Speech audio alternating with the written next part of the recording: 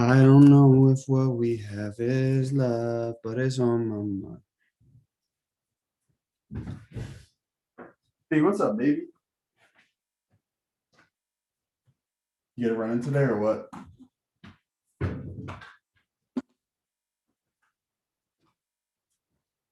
I ran through the pain yesterday.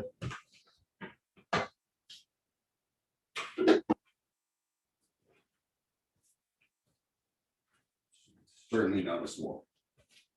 Certainly impeded my performance. So fucked up, man. Sorry. I'm just gonna get the smelling salts out and just fire out 6 days.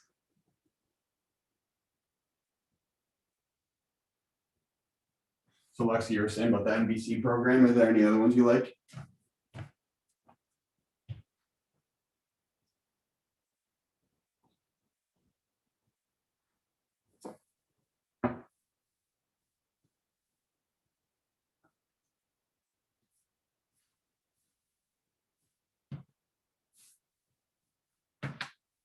Cool, you know the deal. You let me know how I can help, okay?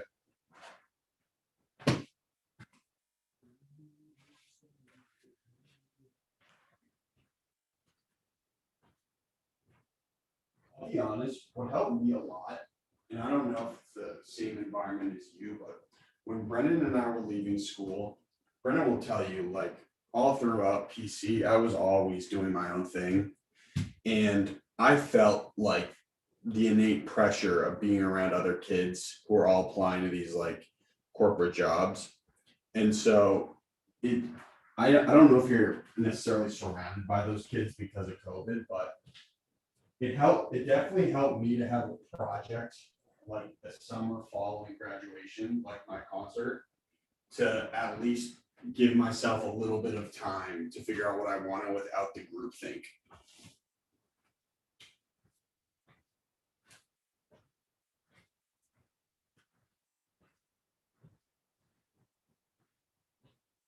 Well, yeah, that's my thing. So like, I mean, you shouldn't give a fuck what anyone else thinks, but taking the summer to just get like a normal job is like pretty standard too. Just like if you want to hustle like 30, 20 hours somewhere.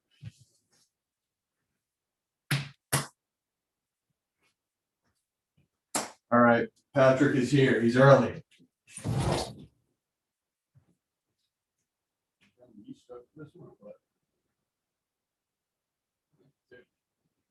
Did you end up watching the TED Talk or like the podcast?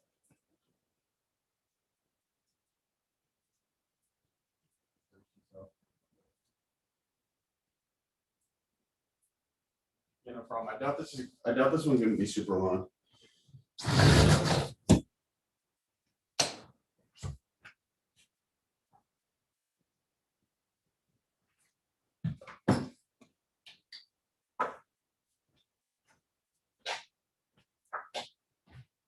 You want me, girl? You want me?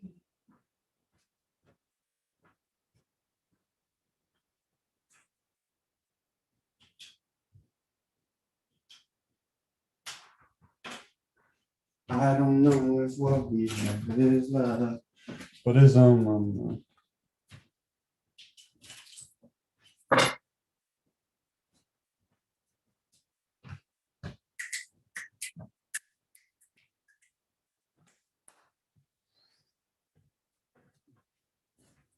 I don't know if what we have is love, but it's on my mind. Remember, inside this club, girl, cause you 15 but I'm not pull up. Don't be so shy. Cause I know you want me, girl. Want me.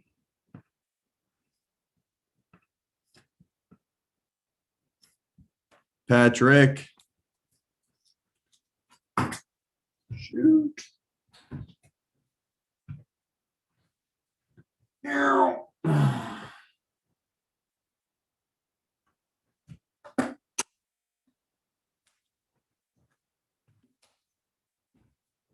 Patrick. Patrick. Yo. Can you hear me, bud? I hear you now. What's up, man? Oh, just rolling on a Monday, man. How are you? Dude, I'm doing awesome. So listen, before we begin, on the phone, I have our two producers, Lexi and Brendan. You guys want to say what's up to Patrick? Hey Patrick, how's it going? Good. How are y'all? How are y'all, man? I can't wait to get down to Louisiana. How are y'all? We don't hear that Yeah. up here very often. No, you don't. You should though. Hey, dude, thanks so much for doing this. Yeah, no problem. I'm actually in the back. I have I think I told you I have a healthy salad restaurant. I'm all Mondays we deliver salads to like 60 different people, and I've got a van. It's got a couch in the back of it, so I'm just sitting in the back of the van. Hence the nice insulation behind me. I Look just at pulled that. over on the side of the road. I know, dude. So per our conversation, I've been telling honestly like a lot of people about it. I don't know if I've ever met anybody that's held more jobs or holds more jobs than you, man. Yeah, well, I don't know if that's a good thing or not. I've done a lot of different ones though, for sure. And so I'm surprised you're not like full blown marathon stuff right now. Well, to be honest with you, it's been going on for, the last week. After today, it'll be nonstop. So Monday, I'm usually done with this by about lunch. So I'll go from like 5:30 or 6 until lunch, through lunch, and then after that, I'll grab something to eat, and then we'll start just checking out what we have. We had, Thursday was an all day affair trying to get ready for this week, and Friday doing stuff as well. So I got a little breathing room. This has got to happen no matter what. So you figure it out, you get this done, then we'll dive in for the marathon for the rest of the week. Now, before we move on, can you just give a quick synopsis of who you are and what you do for everyone listening? Yeah, my name is Pat Fellows. I'm from Baton Rouge, Louisiana. I'm one of five guys that own the Louisiana Marathon, and a company called Fresh Junkie Racing, which puts on a couple marathons, a couple triathlons, a bunch of different running races, 15 total. The last year we had a full year, and that's it, man. Dude, and I mean, you're gonna mention the fact that you swam 32 miles. I mean, they don't lead with that. That's the first thing I tell everyone. Like, hey, what's Yeah, your name? I'd say you don't need to know my name. I swam 32 miles, man. yeah, it was a good time, man. It was a weird time of my life, and I tried to run the Austin Marathon and got terrible IT band syndrome like 2 weeks out. And like a week after, I jokingly said, I bet you I could swim a marathon before I run one. And then we did a fundraiser for Hurricane Katrina because I was from the Mississippi Gulf Coast. And so I decided they were always talking about like the 32 miles of sand beaches or 26 miles of sand beaches. I'm like, I think I can do that. Terribly underprepared. There's no way to prepare for it, Wait, but it so was cool. you did the coast of Mississippi, Yeah, from Ocean Springs to Bay St. Louis.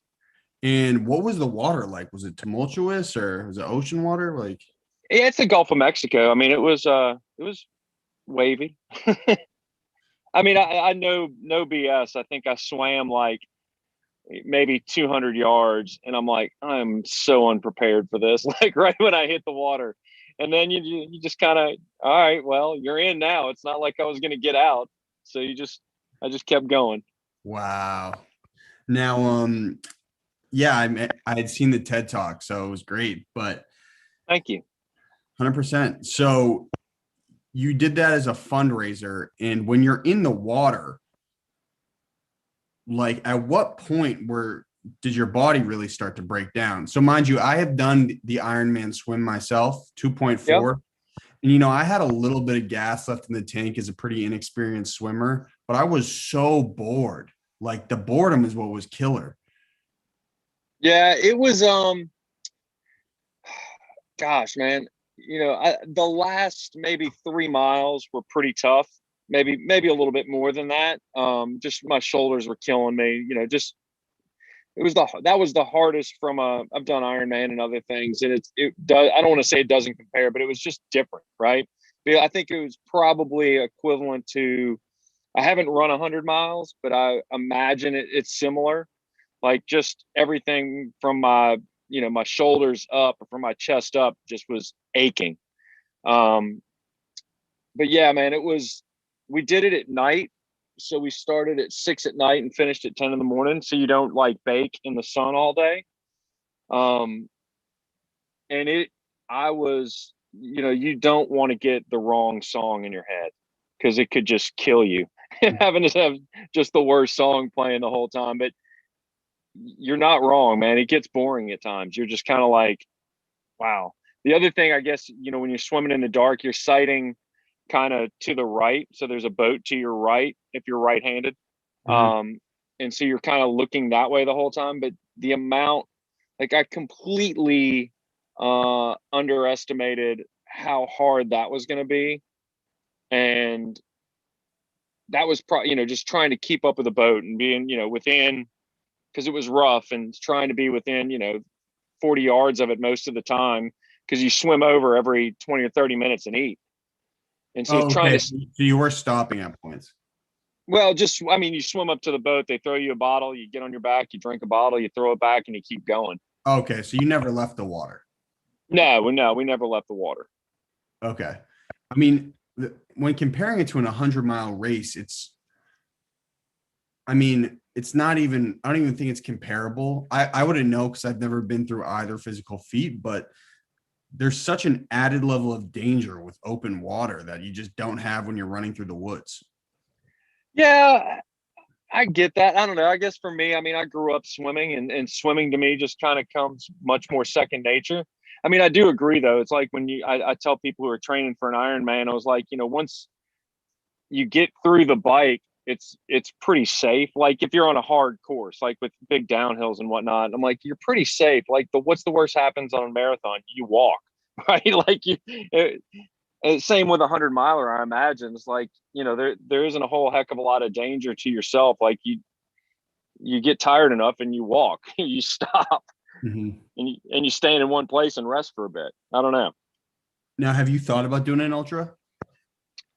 I've done 50Ks before. Man, A I 50K for don't. anybody listening is like 31, 32 miles. Yeah, and I don't know that I've never had the urge to run 50 miles or 100 miles. And I would for sure want to go, do a 50 miler before I did a 100 miler, and probably do a 50 miler, then a 100K, then a 100 miler. But I don't know, man. It doesn't interest me very much. I don't know why. You know, I came to running the last of the sports, I guess. Well, I came to triathlon kind of together, but I didn't really run until I was about 30. So for whatever reason, running is always the hardest to me. So that kind of sounds, I don't know, it sounds awful. Like I would go swim again before I would go run. Like I go, do something long in the water again, I think. Yeah, I'm noticing as I kind of enter the space a little bit that most people who participate in triathlons, they have one foundational sport and they have one they really hate. Yeah, I've been running for 20 years and I still don't love it. I say that, but it's not one like if given the opportunity, I'll go ride or I'll swim if nobody's pushing me. I Now, love the bike. yeah, I hear you. I mean, you can listen to podcasts on the bike, man. Yeah, that's right. Absolutely. I've So tried doing that running and it's terrible. Like I'm like, I got to get this off. I can do an audiobook if it's like a very long, easy run. Like I did Matthew McConaughey's book when I was running, and like my pace was inevitably slower just because Yeah. it's really slow. Yeah. I started that audiobook. I think I'd rather read it, but yeah, I think that for sure that it does. The bike is a lot more conducive to podcasts. For sure. Now, when did you start the Louisiana Marathon? When did that happen and how did it happen?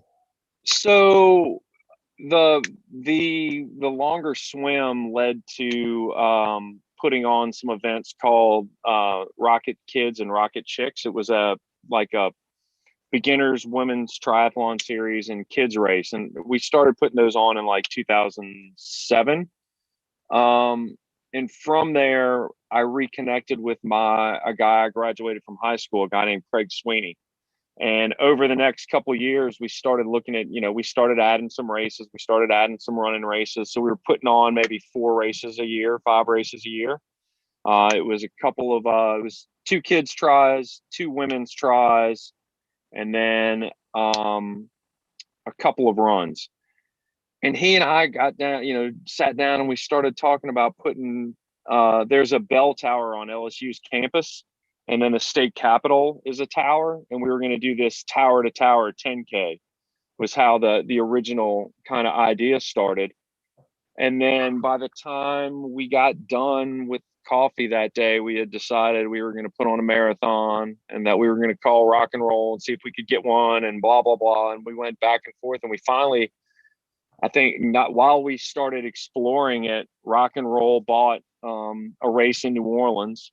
It was called the Mardi Gras Marathon. They bought that, so Rock and Roll was coming to New Orleans.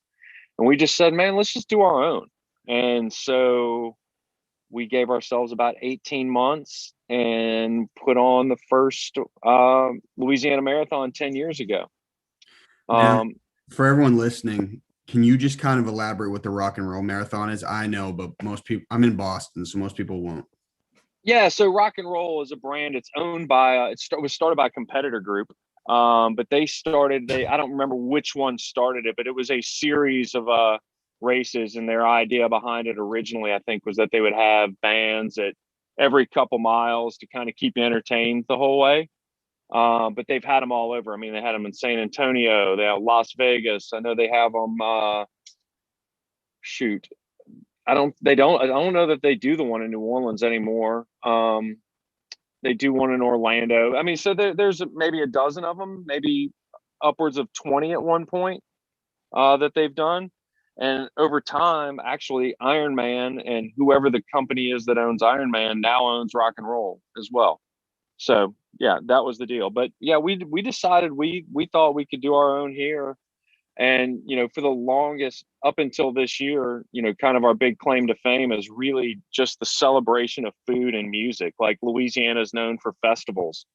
And so we wanted ours, a lot of races, around the world, you do a marathon, you're lucky to get a couple cold beers and maybe a bag of chips and a banana, and you go on your way. And like our first year, I think we had 38 restaurants, about all the beer you could possibly drink. And it was all included, 3 bands. And that was on both days. So Saturday we do a 5K and a quarter marathon. And then Sunday is the full and a half. We do a kids race on Saturday as well. But so there's an after party for both of them. And it's awesome, man. Louisiana is really known for festivals, like especially during the spring. The COVID thing has been terrible for that part of the business and events and whatnot. But this year we won't have it, but that's been our deal. I will 100% guarantee you will not go to a race and have a better after party than we do, ever. Not in the world. Now, what are some, I know that's what I was reading online a lot too. Everyone's pumped about like the Cajun food and like eating a bunch of greasy stuff after. Now question, what is the COVID protocol for Saturday and Sunday? Just so I can know what to expect. So it's actually, the way it's going to be set up is it's been an interesting, I'll say journey, but it's been an interesting path to try to get this thing going. So we initially wanted to have corrals, right? But then we didn't want people closed in. So we were like, how do you have corrals and how do you keep people socially distanced without barricades and having people, kind of locked down on each other? So basically what we have, you ever seen the little, like at a soccer game, they have the little kind of round puck looking things that are bright orange? We're going to have individual spots on the ground, 6 feet apart. And they're set up in groups of, I want to say 250 per. but there'll be corral A, corral B, corral C, corral D, and everybody will have a spot on the ground with which to stand before the race.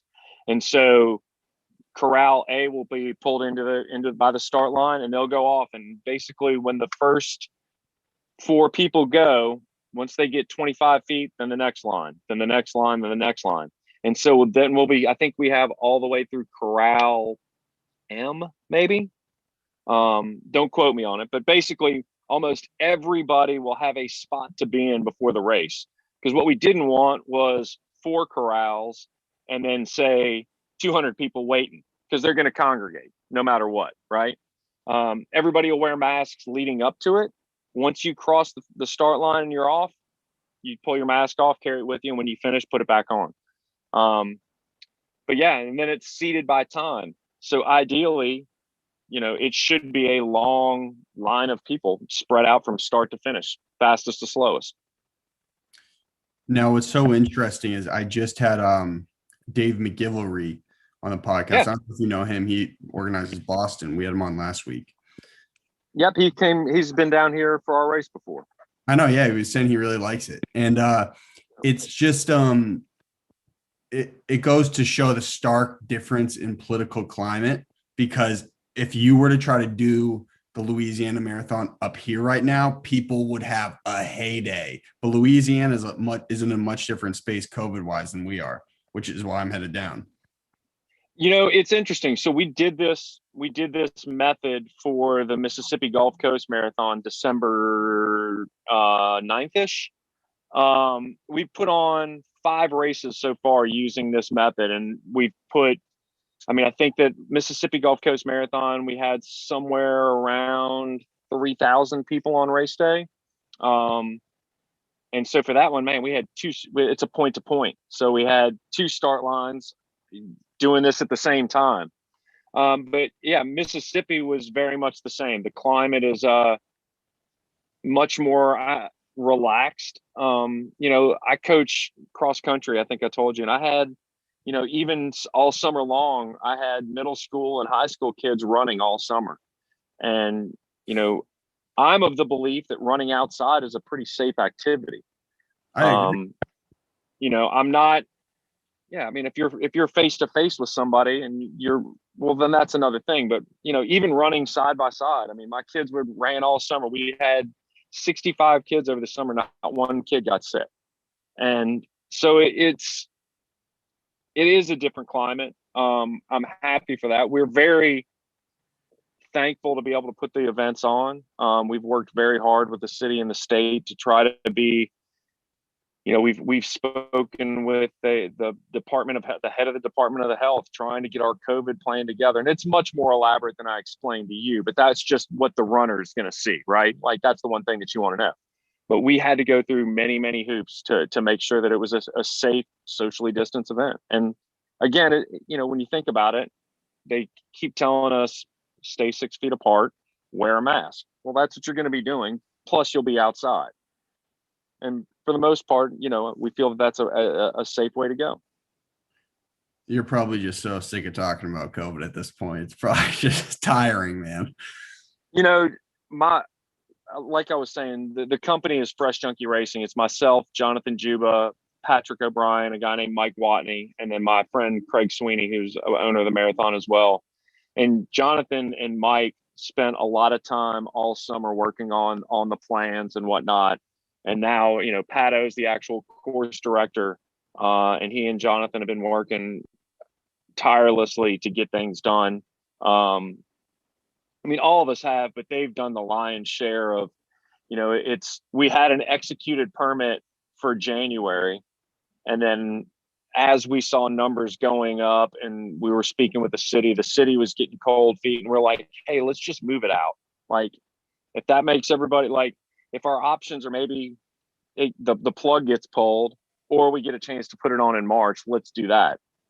So we voluntarily pushed it back, and it was almost starting from scratch. Patrick, I lost your video real quick. And that was tough. Yep, I'm back. Sorry, my phone clipped through. anyway, we had to start over. We had to start over with getting the permits and start over that process again, and almost starting over with the conversations. So the guys on the team have talked a lot about it for sure. Now, what is the status of COVID in Louisiana right now? I honestly don't know. I've never been actually there. going. Yeah, I mean, it's actually going in the right direction. I didn't look at any numbers or anything today, but I do know that we've heard a lot that the governor is supposed to actually make an announcement this week to even lessen some of the restrictions. We've heard a lot about that. Again, who knows, right? Every time there's a press conference, you don't know if it's going to be good or bad or what have you. The weather down here has been much more conducive to people being outside, so that's been nice as of late. It'll be a great weekend, Dude. Weather's gonna be perfect for you. I'm pumped to meet you, man. I'm pumped to get down there. It's gonna be awesome. I've been training in a brutal Boston winter, so a lot of snow, a lot of ice, a lot of really cold temperatures. So it's gonna be interesting to see how my times adapt to. It's looking like, is it like 50, 60 degrees Sunday? Is that what it's looking like? Yeah, I think I looked this morning. I think it's 46 in the morning with a high of 65. A sweet spot. Yeah, man. A little bit more. I mean, well, I don't know. Boston's pretty humid, isn't it? I've only been there for the marathon 2 or 3 times. I honestly don't really know. I honestly don't know how humidity affects performance because I've really only run up here. Could you elaborate?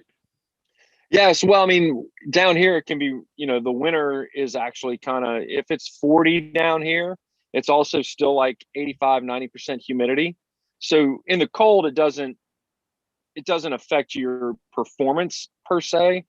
It's just colder. It feels cold and wet here all the time. I will say is the temperatures go up after you get in like 75, 80 degrees and you have humidity, it's brutal. It's like you feel like you're breathing through a sock. And then, I mean, for the weekend, it's not going to be like that. It's not going to be that hot. It won't matter. Again, it'll feel a little wetter maybe than you're used to, but that's about it. Now, are you going to run the race, or are you just? No, man, nobody on our team has ever been. Well, I say that the Pat O'Brien and Jonathan Juba, before they were with the company, ran the first year. Both of them ran the marathon. And the rest of us have. Run your own course? I mean, I've run every mile of it multiple times. I run the back half of it I've run the back half of it probably a dozen times. And then the front half in chunks too. It's like there's a downtown part, then you run through LSU, and then there's a bunch of different neighborhoods and whatnot. So, if you think about it, it's probably maybe there's 17 or 18 miles of road. There's you hit some a couple different times and different things like that. But yeah, we've talked about it, but shoot, by the time we get done with it, we're on to race season, and there's not a lot of time for it, unfortunately. I hear you. Hey, Pat, you're just a little bit laggy. I don't know if it's a Wi-Fi connection or I got no idea. I mean, we can keep rocking like this. Just don't know if there's something you could possibly adjust. I think this is going to be about it. The best I got, man. If we need to, I don't know. That's fine. Don't worry about it. No problem. So question, in terms of aid stations with the old COVID protocol, you still got an aid station or water station every mile on the course? Yeah. And basically you'll have to pull your own water. So it'll be on the table. You'll just have to grab it. Nobody's going to be handing things to you. Now I've been training with a carbohydrate drink, and Yep. I'm wondering, my mom's actually going to be there. I'm wondering if I can give her my drink and have her post up and I can just scoop it from her at certain points. I mean, again, we don't encourage any outside assistance, but if you know where you're going to pass by, it can be something on the ground, et cetera. I mean, that won't be, we've had in the past, you running the full or the half? Full thing, baby. I like it. I mean, there should be plenty of aid on the course. The problem is your mom's going to have some trouble getting around because the whole city gets shut down. Okay, cool. Now, have you ever had anyone like really explode on the course, if you know what I mean? Anything, you ever seen some really bad stuff? Nah, everybody has, I mean, I don't want to say everybody, but there's a lot of people who get out there who aren't properly trained for it. And there's always payback for that. One of my best friends one year, I mean, he killed it. I mean, he's a really good runner, but didn't drink water, and then was doing, like, in the week leading up to it, was doing some sort of fasting thing, and like ended up having to spend 2 days in the hospital because he dehydrated. But that was his own mistake, not just from running, right? Um, but yeah, I mean, I think that the things that I see the most are the people that go into it undertrained and run the first 4 miles thinking they're having the best day of their life. Like, I always tell people that I've coached and worked with, I'm like, hey, if you're in the first 4 miles and you think you're having the best day of your life, you're not. Like, it's True. you're going to pay for this somewhere along the way. So I always tell people to run the first 4 miles the easiest, and then decide if they're going to have a great day. I mean, within their paces, they don't have to go overly slow. But if you're running, if you get excited and caught up in the moment and you run the first 4 miles and you're 30 seconds faster than any run you've done before, you need to check yourself, because you're going to pay for it. Well, dude, yeah, I'm gonna be honest with you. I've been running pretty solo, and that's one thing I've been preparing for myself. I'm like, I know I'm gonna get down there and I'm gonna be like fucking pumped, and I'm gonna like come out at like a 6 minute pace, and I'm just gonna explode at 10. So I've been trying to prepare for that as much as possible. And I mean, why? look, Go ahead. I tell people, like, when if they have a Garmin or whatever run, like when they hit that first mile or whatever and it goes off, like, when that, remind yourself, like, when that first mile goes off, to check myself and go and know that, like, you're not having the best day of your life. Like, if you're running a 6 minute mile, unless you ran 6 minute miles for 20 miles, you're not going to continue to do so. Now, And check it. strategy wise, I mean, you've run a million. How do you normally compartmentalize your runs? For me, I personally like to cut things up into 4 to 6 miles. If it's a half, I cut them up into like quarter. I cut the course into quarters, right? And really just kind of make sure that I'm, number one, that I'm getting in my liquids and my fuel in the first quarter. Like, start early. Yeah, it's kind of a pain in the butt, and sometimes aid stations can be a little bit slower and blah blah blah at the beginning.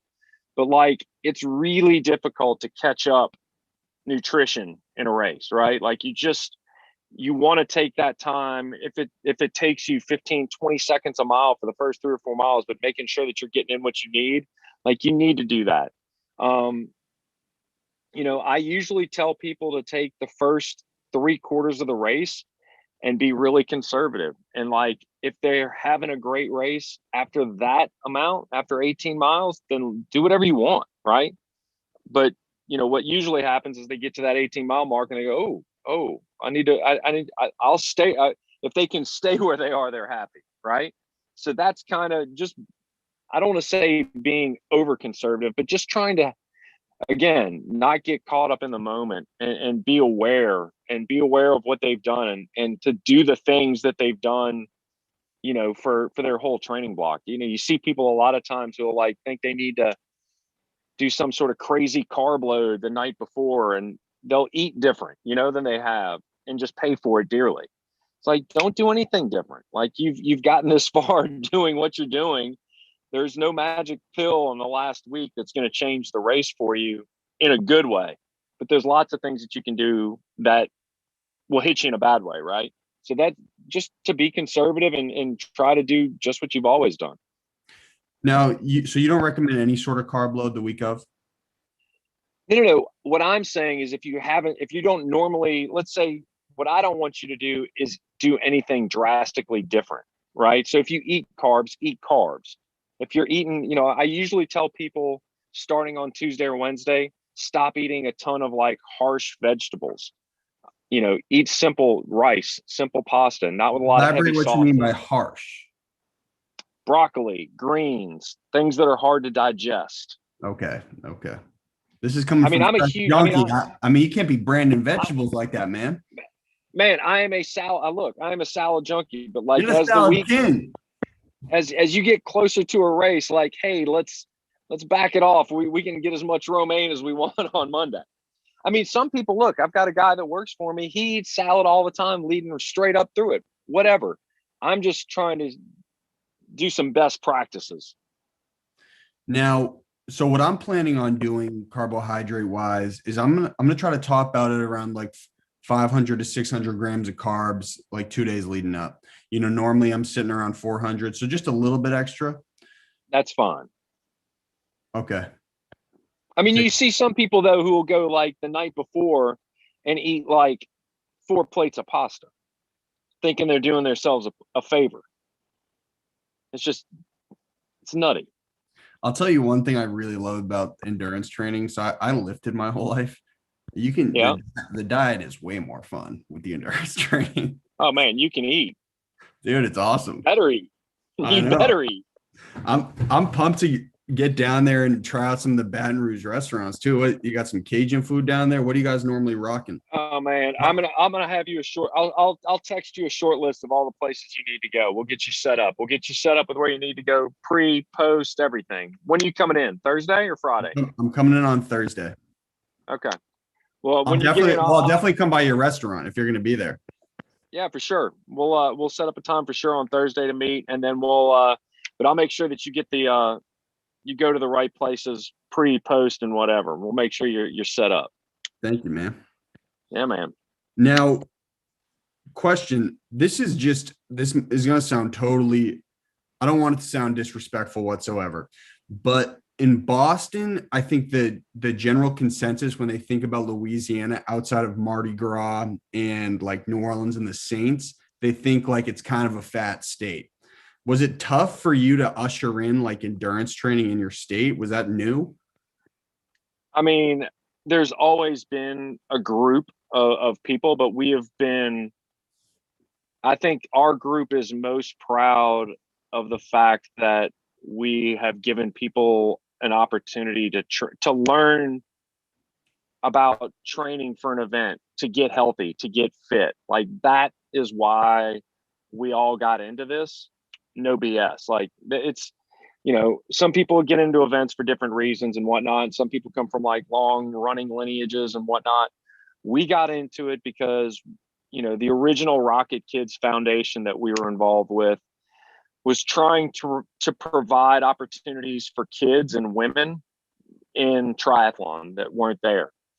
And so, at one time I was telling you, I worked for Mizuno, and I was like, at one point I had this kind of like perfect circle. It's like, here's a race to train for. I'm going to sell you the shoes that you're going to use to do it. I'm going to feed you this. I'm going to give you a coaching plan here, and I'm going to give you the race to do. And it was like you had everything you could want for like an ecosystem of getting healthy. We know we could go live somewhere else and be in a healthier state, right? It's Baton Rouge at one time was the fattest city in the world. It was the fattest city in the fattest state. I was like, I mean, what am I doing? Like, should I be here? But of course, I love it here, and we've been here a long time. We've put in a lot of work to do what we think is hopefully make it a little bit better, right? And that's always been the goal with us, is to give people the opportunities. I mean, we have races in Mississippi, Alabama, and Louisiana. Like, you don't have to be disrespectful or anything. Look out the window. It's not healthy here. Like, it's just not. So I'm not being like totally arrogant and ignorant when I say this. No. I mean, I don't know. I've never been. I mean, those 3 states are usually 48, 49, and 50. We started this thing with this concept of Louisiana 49-1. We were the 49th state in the nation, and almost every health measurement you could deal. And we had this idea of like, could we take our state from 49-1? Of course, we're never going to be number 1. But if we can make some incremental gains and we can make some opportunities for people, I mean, I think that's the big game. How does that happen systemically? Like, how does a state become so obese? Is it just like the food offering or just lack of knowledge? I think that, I mean, Southern food, there's a lot of different things at play. I mean, the climate, it is so hot here. Like in the summer, like nobody wants to get outside and do stuff. I mean, it's really bad. The way Louisiana and probably a lot of Southern families in, I'll say Mississippi, Louisiana, Alabama, like food is our culture. Like it's not just a thing to do. Like if you come, you will eat the best food in the world here. And like everybody knows how to cook and everybody knows how to cook great things. And so, it's not just as easy as saying eat healthy, right? Like everything that people have been brought up on for years is unhealthy and they don't know any different. So, I mean, that's part of it. I mean, there's always a education, you know, I would say that maybe people don't know as much. I don't know. I think that there's a lot of healthier people here and it's going in the right direction. I think you also have to look at, as a rule, no matter where you are in the United States, poverty has a tendency to coincide with obesity. And, half of Baton Rouge is impoverished. So there's things that's beyond just people making poor choices. Now, I'm sure the business end, I'm sure that actually provides a great opportunity for your salad bars, because I'm sure there's just like a totally niche market there of people who want to be super healthy. And you're probably like a one of one or a one of two, right? Yeah, we there's a few different places. And again, I think that over time it's gotten healthier here. But that is one of the things that is an advantage here is being one of the healthier concepts. We're happy about that. So Well, dude, I was going to say, like, if you start a salad bar up in Boston, you'd be like one of a gazillion. right, for sure. I've been to the Sweet Green at like wherever it is, right at the finish line at Oh, Boston. Well, yeah, it's a good. I mean, they're great. It's a good place, but I'm glad they're not here. that's a competitor. We don't like them, man. That's right. And they're expensive. That's true. What okay, so now when you started personally becoming an endurance athlete, were you able to find a community like pretty immediately, or were you kind of just doing things on your own? Like, was your family into it? My family wasn't, as my wife wasn't. I grew up swimming on the Mississippi Gulf Coast, so I always knew that community.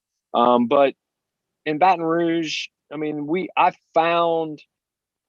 got into triathlon and everything. I think I told you after like a bad snowboarding accident. I'd never been snowboarding, and on the first day, like got a 4th-degree shoulder separation, was just out. Um, and so to rehab, I started swimming, and then I was, much heavier. I was probably 220, 225. And a buddy of mine was like, man, you should do triathlon. So I started doing spin classes with him. And then he's like, come run. And I'm like, here we go. But I had never really run. So I started doing that. But, so I kind of got into what was the Baton Rouge triathlon community straight away. Like that's where I started. And then, over the years I've helped try to build it and support it and be involved in as much as we could here. And now, just for everyone listening, how many marathons have you done? I have done standalone marathons, not as many, maybe a half dozen, but I've done a half dozen Ironmans as well. They have them Um, in New Orleans, or no, they don't. They used to have a half there, and I've probably done a dozen halves. Um, and then, yeah, I mean, a couple 50Ks here and there, just kind of whatever. As we've started to put on races, we don't get to race as much. yeah, I hear you.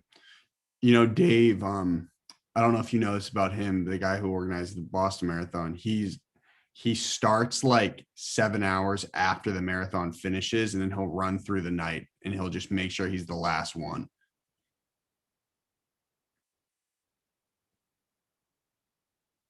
All right, Patrick's glitch mode. Pat, Brendan, and Lexi, I'm frozen on a frame with Pat right now. His shirt says hugs and high fives. I mean, his hat says hugs and high fives. And his shirt says Fresh Army. Like positivity. I know.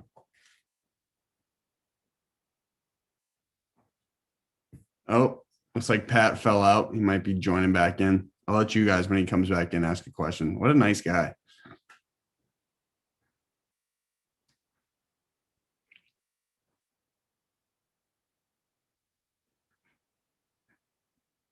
Lexi, just FYI, I think a good clip would be the Louisiana obesity stuff. I agree with it, Don. Pretty interesting. Mhm.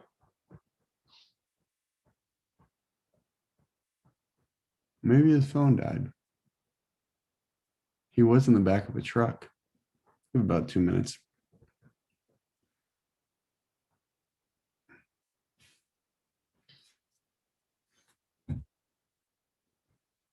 Makes me a little nervous. For everyone tuning in, we got the audio here. Pat's phone, I might have died or he lost Wi-Fi. So we'll give it about a minute to see if he's revived. If not, we'll cut it short and we'll do a little intro and outro. But what a great guy, man. Psyched to get down there to Louisiana. It's gonna be fun. Brendan, that scares me a little bit about not being able to like place my G1M sport. Oh, here he is. He's back. You know, you hear me, B? Yeah. That makes me a little nervous. Because at the aid stations, it's going to be like Powerade Zero or something I haven't been training with. If you can get your mom to do it, that'd be huge. I know, but now he says, you know, they do shut down the cities. And my mom, when it comes to stressful situations, is not the most on the ball. Mhm. You know, I used to frequently have to walk home from the after school program because forgot to pick me up. That's just that's how I grew up. One time my mom, this is pretty funny. My mom bought a moped once. She was her kind of balling in her career, and so she bought a moped. And it was this like blue moped. And she would like never really pick me up after school. I always get a ride home from someone else. And the one time she came to pick me up from school, she showed up in a moped, a blue moped. And she's like, "Come on, bud, put a helmet on and get on back." And so like, and everyone was there. I had to like jump on the back of the moped and like put my hands around my mom's hips as we like left the middle school. And I was like, oh my God, this is the most embarrassing thing ever. It's so bad. She's like, "Come on, bud, it's fun." I'm like, this isn't fun. Right now, the screen says Patrick's iPhone. Lexi, we'll have to cut all his dead time out. Yeah, he's probably having connection issues, especially if he's in a car. I actually think his phone died because, Mm. but yeah, he was having connection issues.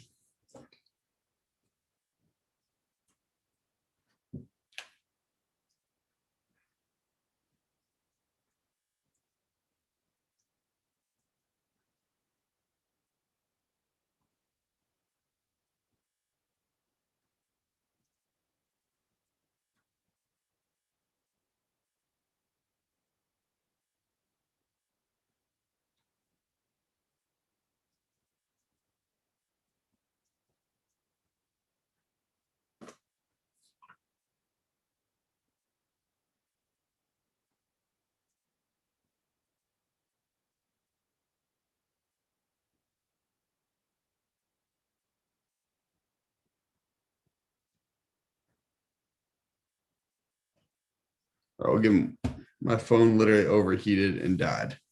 That's what he said.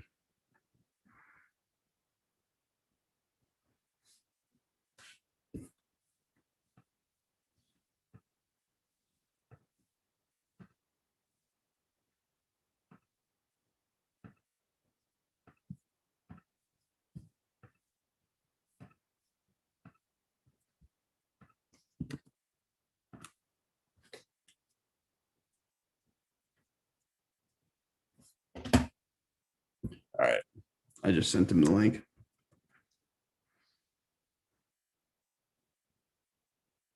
Lexi, how's Akron? He's good. He's hanging in there. Nice. Sean and Riley's boyfriend are going to film at my father's house in about 2 weeks. Oh yeah, I know that they're gearing up on filming, but I wasn't sure what the timeline was. Yeah, they're gonna be filming at my dad's house, and I'm giving them the spot for like 2 straight days. That's exciting. Is your dad excited? He said he's leaving town.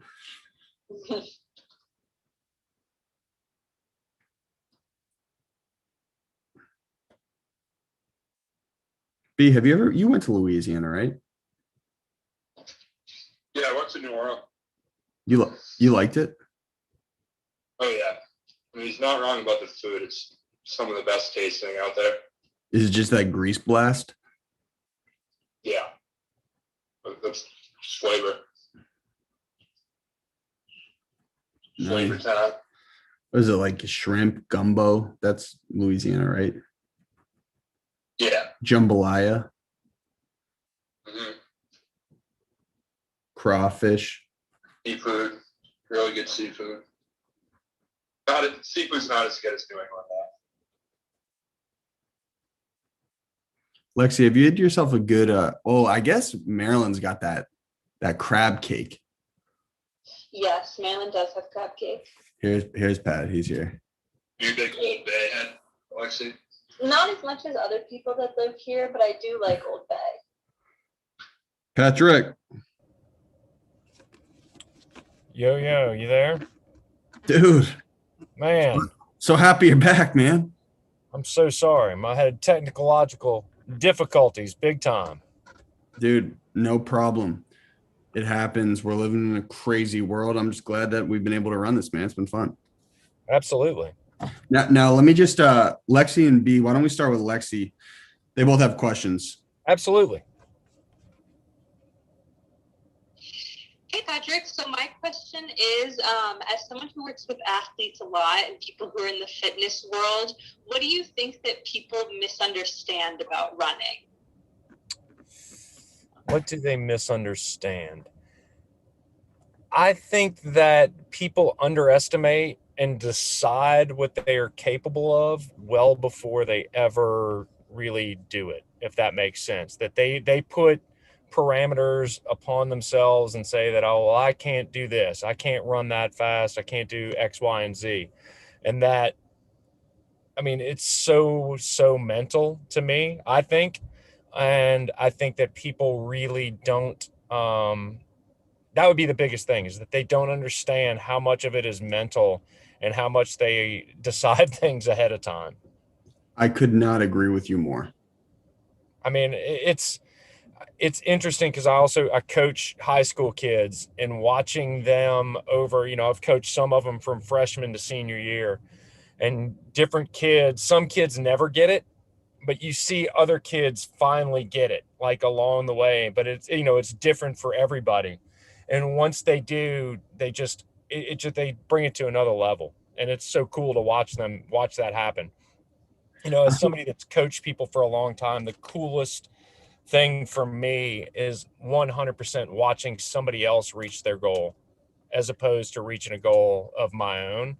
I think that after you do it for a while, you kind of like, yeah, it's cool to do things, and I want to achieve the things that I want to do, but it's so special to be involved with somebody else doing something that they didn't think they were capable of. That's the biggest, greatest thing. I mean, working the finish line and watching people finish, I had a good friend of mine 2 years ago who qualified for Olympic trials. It's just as good to watch them as it is to watch somebody finish, a 6-hour marathon who's didn't think they could do anything like that before. So that's kind of long and drawn out, but that's the number one thing for sure. Yeah, I couldn't agree more. I think in terms of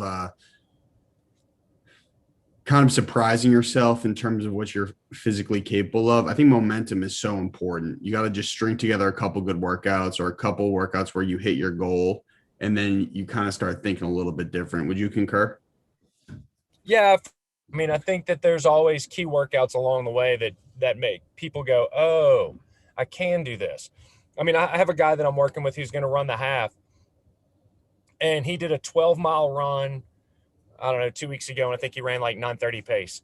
And yesterday he texted me, he's like, I'm hoping to hold 9:45 to 10-minute pace. I'm like, Mark, like, you don't think you can eke out one more mile at 9:30? Like, come on, dude. Like, you've already set yourself, like, you're underestimating what you're capable of. Come on, Mark. Come on, Mark. What's wrong with you, man? Use some common sense. So Brendan is also new into the running world, and he just smashed out a 10-mile run recently. B, you got a question? Yeah, I was actually going to ask you about your blog because I was looking at it, and I'm wondering what inspires you to write so often, and also, like, who are some of the writers or philosophers that really have changed your life? It's weird. I started writing, I think, when I did my swim, and then I would go and I would write back and forth. It would be once a week or a couple times a week and blah blah blah, and then it would fall off, and it would fall off for 6 months, a year at a time. And about 2 years ago, I just started writing almost every day, and I did it for, I think, 270 days in a row. I wrote about 500 words, and it became more of a habit. I still kind of will ebb and flow a little bit with it, but it's, for me, the biggest thing is just being consistent with it. Unlike a lot of things that I've done, I've tried to use it.